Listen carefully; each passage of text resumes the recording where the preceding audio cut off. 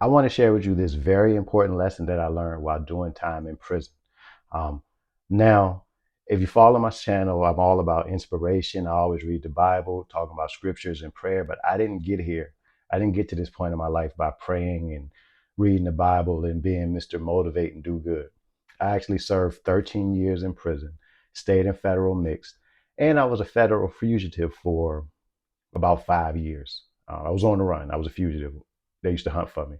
But through the grace of God, I turned my life around and I'm here in front of you today. So here's a message. You can choose your actions, but you cannot choose the consequences of those actions.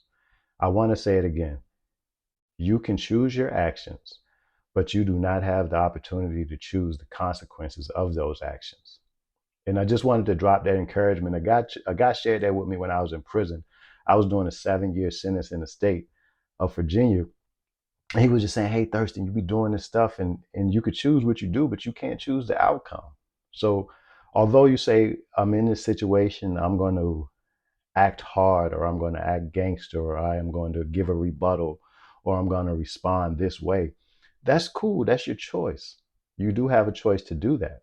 But what I want you to understand is you do not have the power to choose the consequences of your actions. The consequences of whatever actions you do, they're not up to you to choose. They're totally up for grab for those in authority over you, or it could be for those that's not in authority over you, but they're ready to take action. So my encouragement today is before you act, before you speak, before you say something that you may never be able to take back, remember that you can choose your actions, but you cannot choose the consequences of your actions. And sometimes the price that you got to pay for those consequences are steeper than you really want to pay. So just think about it. I know life comes at you fast. I know your friends may be around. I know your peers may be pressuring you. I know you may want to seem cool and you want to show that you're not afraid. You want to show that you're down, that you're whatever. But understand that once you put that action out there or that word out there, you cannot choose what happens after that. And a lot of times in my life, I've escalated situations out of pride, and it was an ignorant the escalations were ignorant.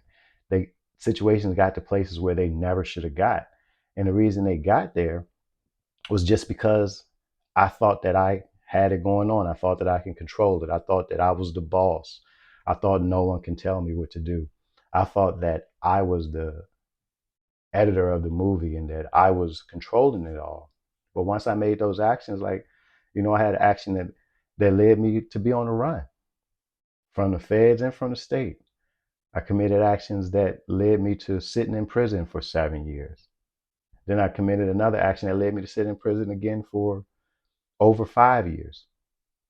So when we do these things, I'm not telling you not to act, but what I'm asking you to do is act not emotionally, but more intelligently and understand that some of these outcomes and consequences are going to put you in a rough place, a very rough place. So for y'all kids out there, understand life is not a TikTok. Life is not a video game.